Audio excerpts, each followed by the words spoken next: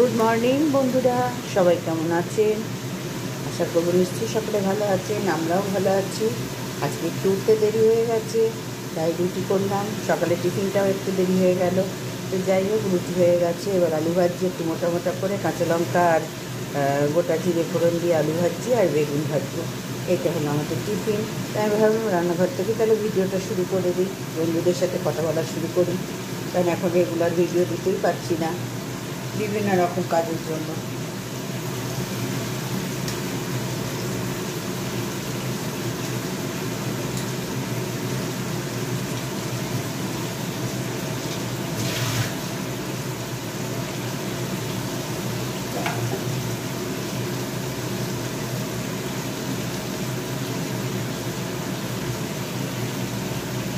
নুন দিয়ে দিলাম, রুটির সাথে খাবো তো বেশি নুন ভালো লাগবে না, আর হলুদ দিয়ে দিলাম।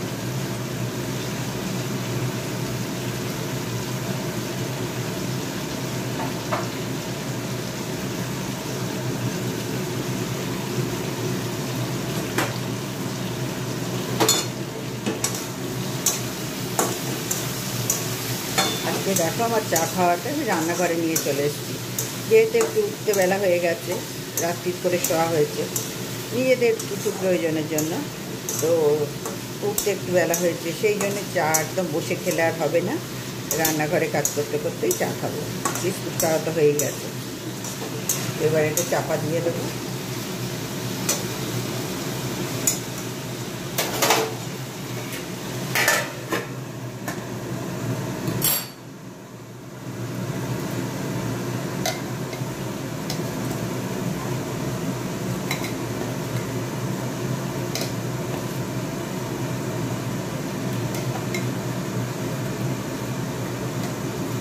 দেখো বেগুনে হলুদ মাখানো হয়ে গেছে, আলু ভাজা বেগুন ভাজা দিয়ে আমরা সকালে রুটিটা খেয়ে নেব। তারপরে ধীরে ধীরে কী করি দেখি।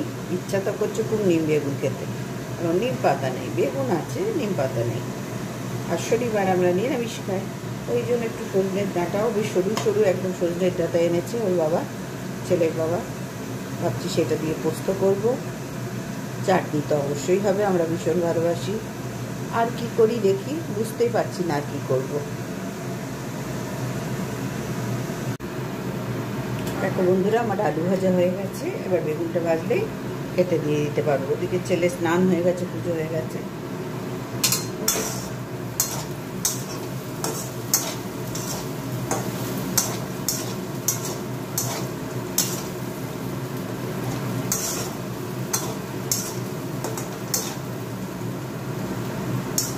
একেবারেই হয়ে গেছে আলু ভাজাটা, এবার বেগুন ভাজি।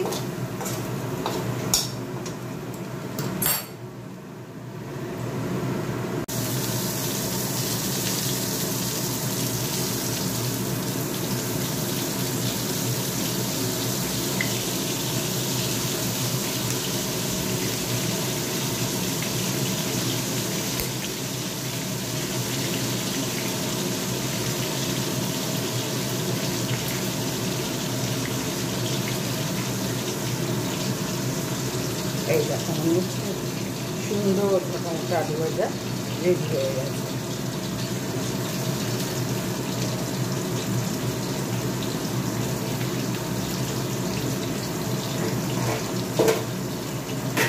একটু চাপা দিয়ে দিই, তাড়াতাড়ি হয়ে যাবে। দেখো বন্ধুরা, আমার বেগুন ভাজাও হয়ে গেছে, একটু মুচমুচো করে ভেজেছি লাল লাল করে, আর এর সাথে কাঁচা লঙ্কা তো থাকবেই, আলু ভাজার মধ্যে দিয়েছি। এই দিয়ে সকালে টিফিন হয়ে যাবে, আলু ভাজা রুটি, আলু ভাজা বেগুন ভাজা। তাহলে টিফিনটা দুর্দান্ত হলো কি না তোমরা বলো এবারে? এরকম সুন্দর টিফিন পেলে আর কি চাই বলো তো?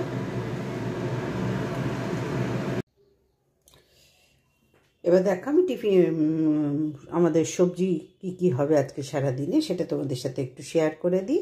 ওই দেখো টমেটোর চাটনি হবে তেঁতুল দিয়ে, শুধু টমেটো চাটনি দেখবে খুব একটা ভালো লাগে না, তার সাথে যদি কিছু না মেশানো হয়, আর তেঁতুল তো একটু মেশাতেই হবে। এবার তার সাথে কাজু কিশমিশ আমসত্ত্ব খেজুর এগুলো সবটাই দেওয়া যায়, কিন্তু আজকে আমার ঘরে দেখো সাধারণ ঘরে অত কিছু থাকে না, আবার এনে রাখলে সবই থাকে, কিন্তু আমার কাছে এখন শুধু পাকা তেঁতুল আছে, কারণ আমরা ভীষণ ভালোবাসি। তো সেটাই করব। চাটনি করব, উচ্ছে আলু চচ্চড়ি করব। আর এই যে সজনের ডাঁটা তোমাদের দেখায়, এই যে দেখো, দাঁড়া একটা লাইট জ্বালে,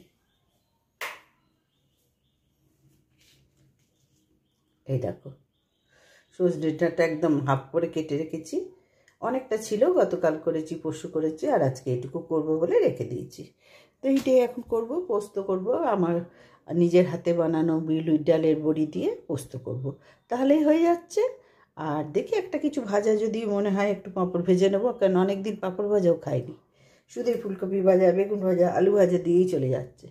তো ভাবছি আজকে একটু পাঁপড়ও ভেজে নেবো, তাহলে হয়ে গেল রাত্রি পর্যন্ত। কত চিন্তা করতে হয় বলো তো ঘুম থেকে উঠেই, কোথায় একটু বেড়াতে যাব না এই রান্না কি করব, 3 বার সারাদিন কি হবে, এই চিন্তা করতে করতে আমাদের জীবন চলে যায়। তো চলো এগুলো কেটে কুটে নিই। একটু আলু কাটবো এর সাথে, উচ্ছের সাথে, আর ওটা কী বলে এটা পোস্ত, সজনের ডাঁটার সাথে এখন ডাঁটা কাটবো, আলু কাটবো, আর পোস্তটা একটু জলে ভিজিয়ে রাখবো। এবার চলে এলাম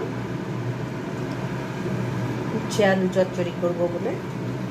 কড়াইতে কালো জিরে ফোড়ন দিয়ে দিয়েছি, আর সেই আলু ভাজা বেগুন ভাজার তেলের মধ্যেই এটা করে নেবো। তারপরে কড়াইটা আবার ভালো করে মেজে আমি চাটনিটা বসাবো। তেলটা আছে যেহেতু, দেখলাম এটা তো চচ্চড়ি খাবে, এই তেলেই হয়ে যায়। উচ্ছে আলুর জন্য এটুকু তেলই যথেষ্ট।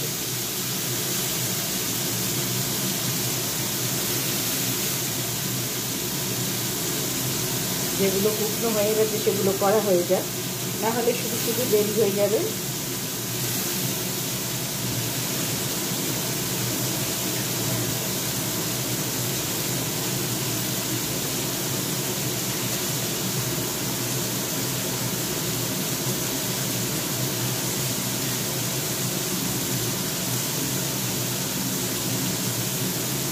নুন দিয়ে দিলাম,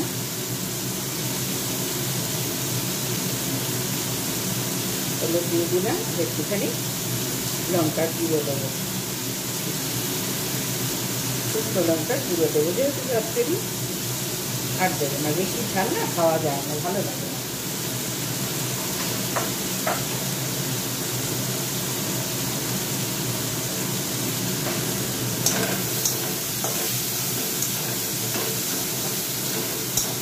আবার একেবারে কম ঝালও ভালো লাগে না, মানে একটা পরিমাণ মতো ঝাল সব কিছু ঠিক হলে তবেই তো সেটা স্বাদ হয়, তাই না?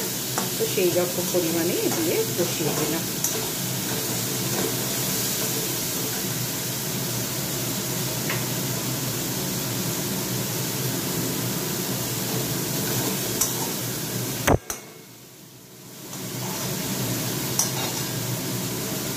দেখলাম তেলটা আছে আলু বেগুন ভেজে, তো ভাবলাম না এইটা করে নিই আগে, তারপরে কড়াইটা ভালো করে মানে ভেজে আর চাটনিটা বসিয়ে দেবো, তারপরে পোস্তটা করে নেবো, ব্যস্ত হয়ে যাবে। আর ওই যে বললাম পাঁপড় খাবো, অনেক দিন পাঁপড় ফ্রিজে পড়েই আছে, অনেক দিন খাওয়া হয় না। আর কী বলো তো, এই চান করে পুজো, মানে চান করে পুজো করতে যায়, তারপরে উঠি খেতে দিই, তখন আর খেয়াল থাকে না গো। আজকে একদম মাথায় ঢুকিয়ে রেখেছি যে করবই। কাপড়টা ভেজে একটা টিফিন বক্সের মধ্যে আমি এটা গুছিয়ে রেখে দেবো, তাহলে আর পরে টেনশন থাকবে না খাওয়ার। চলো এটা একটু ভাজা হোক।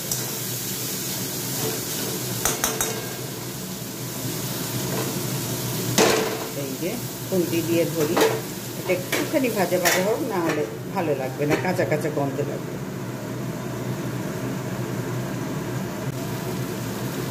দেখ আমার উচ্ছে আলু চচ্চড়িও কমপ্লিট, একেবারেই শুকনো শুকনো করেছি।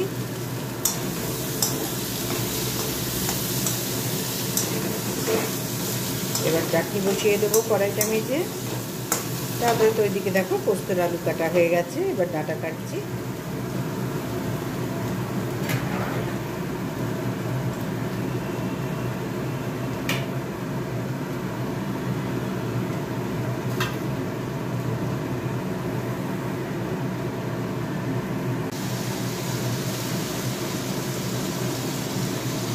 এবার চাটনি বসিয়ে দিলাম।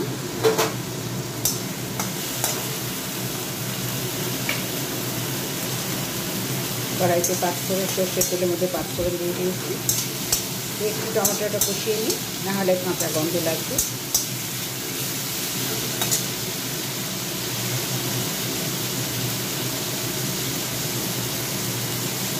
অল্প একটু নুন দিয়ে দিলাম। চাটনিতে সবসময় নুন দেবে, হ্যাঁ, নুন না দিলে শুধু মিষ্টি দিয়ে চাটনি করলে কিন্তু চাটনির স্বাদ ভালো হয় না।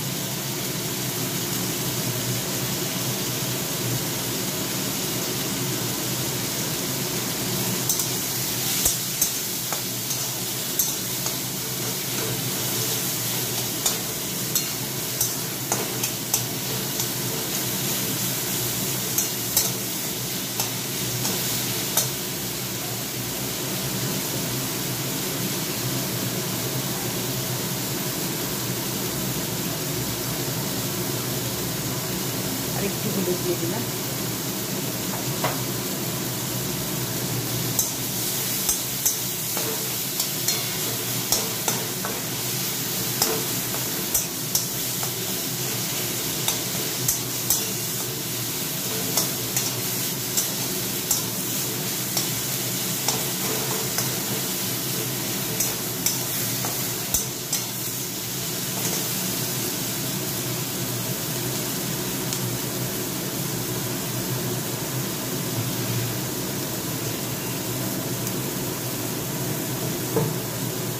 এবারের মধ্যে আমি জল দিয়ে দিলাম পরিমাণ মতো, যতটা চাটনি মানে কোন রাখবো। একটু মাখা মাখা না হলে তো ভালো লাগবে না।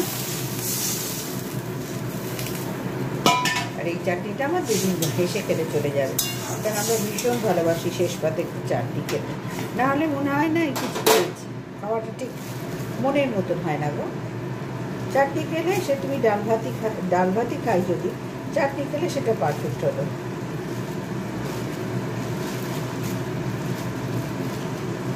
দেখো সাধারণ ঘরে তো আমরা যেরকম ঘর, সে ঘরে তো রোজ মাছ মাংস ডিম খেলেই খুব ভালো, শরীরের পক্ষে সপ্তাহ থেকে ভালো তা হয় না কিন্তু বন্ধুরা। ম্যাক্সিমাম এরকম সাধারণ খাবার খেয়েই ভালো থাকা যায়।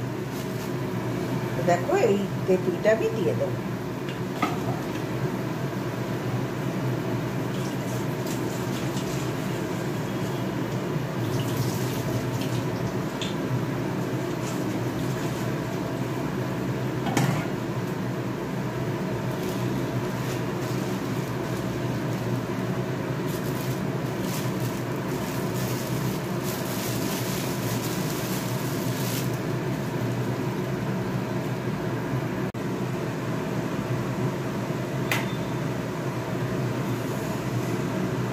দেখো এবার চাটনিও হয়ে গেল,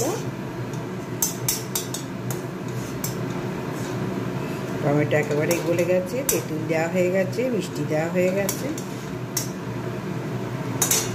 নুন হলুদ তো দিয়েই দিয়েছি।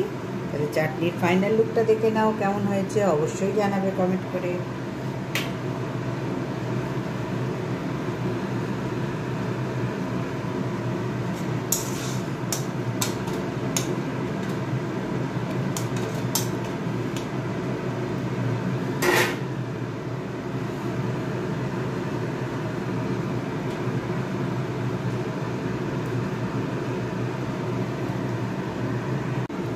এবার দেখো বন্ধুরা আমার চাটনি হয়ে গেছে।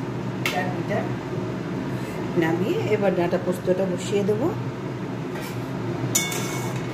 এই চাটনিটা আমাদের 2-3 দিন হয়ে যাবে। এক চামচ করে খেলে আমাদের হয়ে যাবে, কারণ ভাতের শেষ পাতে তো খাবো চাটনি। আর আমরা একটু চাটনি দিয়ে ভাতও খেতে ভালোবাসি শেষ পাতে। তো এটা আমার হেসে খেলে হয়ে যাবে। আবার ছেলেকে বলেও দিলাম একটু টমেটো এনে রাখতে, তেঁতুল তো আছে। অবশ্যই এরকম করে চাটনি খাবে, দেখবে সত্যি সুন্দর লাগে চাটনিটা। কমেন্টস করে জানাবে কেমন চাটনিটা তোমাদের লাগছে। খাওয়াতে তো পারছি না, চাটনিটা কেমন লাগছে অবশ্যই জানাবে।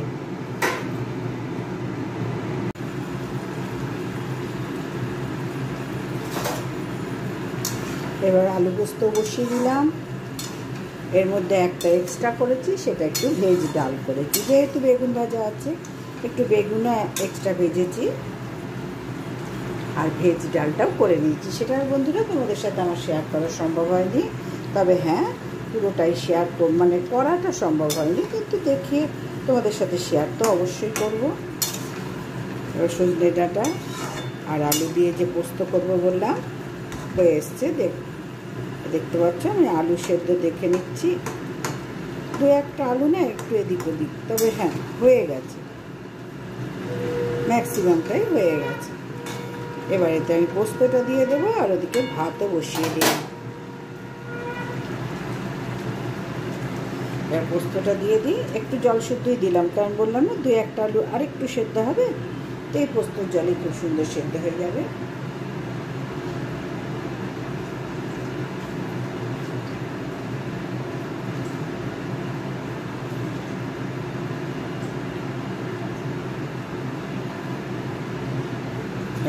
এই ধোয়া জলটাও দিয়ে দিলাম, গামলাটা মেজেও রেখে দেবো।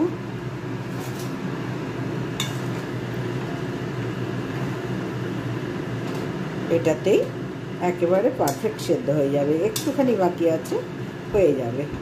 আর একটু পরে আমি নুনটা দেখে নেব, তবু একবার এখন দেখে নিই।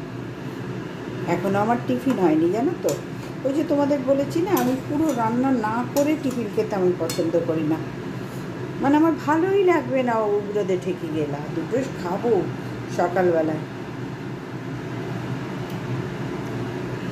হ্যাঁ একদম পারফেক্ট হয়েছে, ঝাল নুন সবই ঠিক হয়েছে, এখানে তো আর মিষ্টির কোনো গল্প নেই। আর একটু সেদ্ধ হোক, তারপরে নামিয়ে নেবো, ওপরে একটু কাঁচা সর্ষের তেল দিয়ে। এবার দেখো আমার পোস্ত কমপ্লিট, এইরকম রাখবো, কারণ পোস্ত তো ভীষণ শুকিয়ে যায়, ওই জন্য এইরকমই রাখবো। আর কড়াইতে কিছুক্ষণ থাকবে। এবার একটু কাঁচা সর্ষের তেল দিয়ে দেবো, তাহলে একদম পারফেক্ট পোস্ত হয়ে গেছে, একটাও ডাঁটাও ভাঙেনি, কিচ্ছু ক্ষতি হয়নি। আর আলু তো সব সিদ্ধই হয়ে গেছে, একটু বাকি ছিল সেটাও পোস্তটা দিয়ে হয়ে গেল।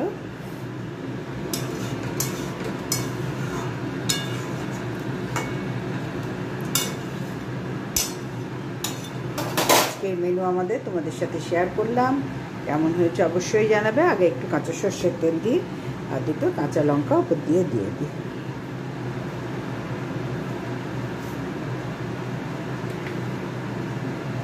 পোস্ততে মাছের ঝালে সবসময় কাঁচা সর্ষের তেল ওপর দিয়ে দিলে খুব ভালো লাগে। তারপরে কোনো কিছু ভাপা করলে অবশ্যই দিতে হয়, সর্ষের তেলের এই ঝাঁঝটা দুর্দান্ত লাগে।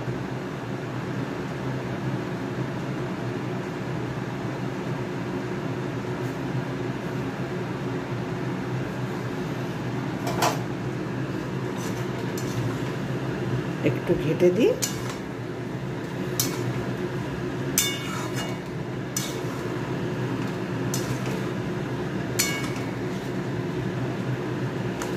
হালকা হাতে ঘেঁটে দিলাম, ব্যাস আর কিচ্ছু করবো না। আমার আজকে সজনের ডাঁটা দিয়ে আলু দিয়ে পোস্ত একেবারে হয়ে গেছে। দেখে নাও কেমন হয়েছে, অবশ্যই জানাবে, অবশ্যই বলবে, তাহলে আমরা উৎসাহ পাই জানো তো, ইউটিউবাররা উৎসাহ পায়। আর কিচ্ছুই না, আর একটু পারলে সাবস্ক্রাইব করো, লাইক করো, অবশ্যই কমেন্ট করো। তোমাদের কমেন্ট আমাদের কাছে ভীষণ মূল্যবান ইউটিউবারদের কাছে, আর আমিও একজন সামান্য ইউটিউবার, সুতরাং পরিশ্রম তো করেই যাচ্ছি।